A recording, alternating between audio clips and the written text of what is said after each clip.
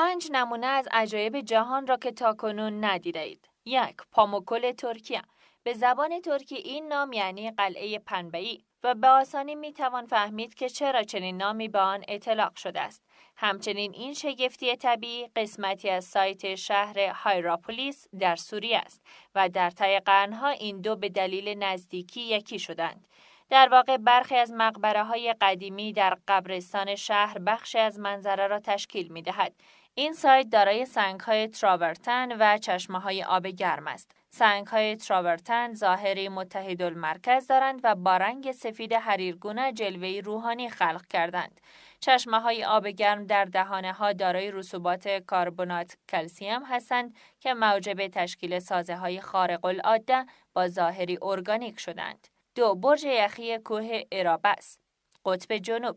کوه ارابس یکی از فعالترین آتشفشان‌های زمین است. این کوه تقریباً 4 کیلومتر بالاتر از سطح زمین است و به خاطر دریاچه گدازه‌های مذاب واقع در دهانه آتشفشانی در قلعه میان مجموعه‌های آتشفشانی مشهور است. بخار داغ آتشفشانی که از ترک‌ها و شکاف‌های صخره‌های آتشفشانی بیرون می‌آید، سیستم پیچیده‌ای از غارهای یخی در اطراف کوه خلق کرده است. 3. دره ماه، آرژانتین. دره ماه دره دورافتاده در آرژانتین است. این دره با جرم‌های زمین‌شناسی میخکوب شده که از فرسایش باد شکل گرفته و سنگ‌های ایستاده و تخت سنگ‌هایی را موجب شده که مدورند و شبیه گلوله‌های مرمری هستند. زمین دره که روزی حاصلخیز بوده اکنون خشک است و دارای تعداد زیادی فسیل گیاه و جانور است که زیستشناسان علاقه‌مند به دوره‌های تاریخی را به خود جلب کرده است.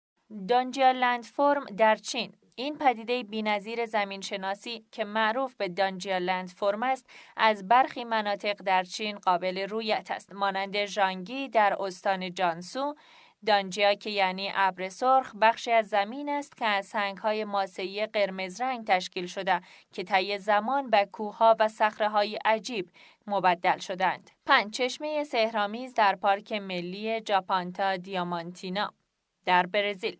چشمه سحرآمیز واقع در پارک ملی جاپانتا دیامانتیا در 400 کیلومتری سالوادور، پایتخت ایالت باهایا قرار دارد. این چشمه عمق 120 فوتی دارد و آب آن آنقدر شفاف است که صخره‌ها و تنه‌های درختان قدیمی در کف آن قابل رویت است. هنگامی که خورشید در سمت راست است، نور از یک شکاف وارد می شود و انعکاسی آبی رنگ ایجاد می کند. دسترسی به این دریاچه به دلیل حفاظت محیطی و اکوسیستم خاص و نادرش بسیار محدود است.